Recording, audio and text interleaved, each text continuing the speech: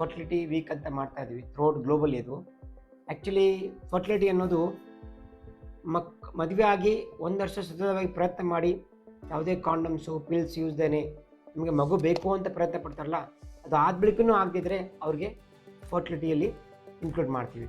ಅಂದರೆ unprotected intercourse for 1 year try ಮಾಡಿ ಆಗದಿದ್ದರೆ.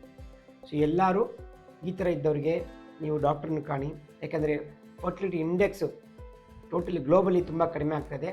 ನಮ್ಮ ಕರ್ನಾಟಕದಲ್ಲಿ 1.9ವರೆಗೆ ಬಂದಿದೆ ಈಗ 2.1ಇಂದ. ಸೊ ನಿಮ್ಗೆ ಗೊತ್ತಿದೆ, ಇದಕ್ಕೆ ಕ್ಲೈಮೇಟ್ ಚೇಂಜಸ್ಸು, ಫುಡ್ ಚೇಂಜಸ್ಸು, ನಮ್ಮ ದಿನನಿತ್ಯದಲ್ಲಿ ಮಾಡೋಂಥ ಕಾರ್ಯಗಳು, ಟೆಕ್ನಾಲಜಿ ಎಷ್ಟು ಇಂಪ್ರೂವ್ ಆಗ್ತಂದರೆ fastness of the service, stress level ಜಾಸ್ತಿ.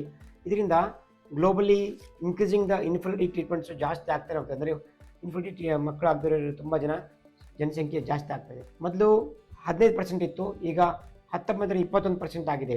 ಸೊ ಜನರಲ್ ಪಾಪ್ಯುಲೇಷನಲ್ಲಿ 21% ಜನಕ್ಕೆ ಮಕ್ಕಳು ಇಲ್ಲದೆ ಈ ಥರ ಬರ್ತಾಯಿದೆ. ಇನ್ನು ಮುಂದೆ ಅದು ಜಾಸ್ತಿ ಆಗ್ಬೋದು.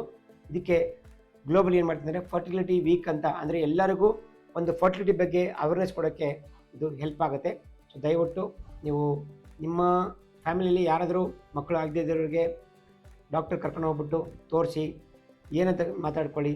ಎಲ್ಲಿ ತೊಂದರೆ ಇದೆ, ಹಸ್ಬೆಂಡ್ ಇದೆಯಾ, ವೈಫ್ ಇದೆಯಾ ನೋಡಿಕೊಂಡು ಟ್ರೀಟ್ಮೆಂಟ್ ಕೊಟ್ಟರೆ ತುಂಬ